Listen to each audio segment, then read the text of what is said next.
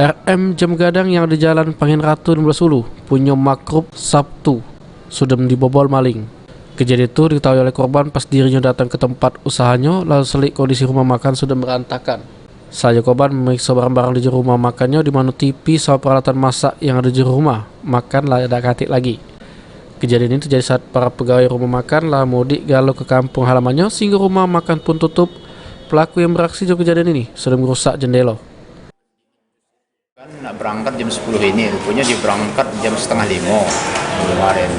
Jadi kita asa jam 10. Jadi pagi tadi jam 7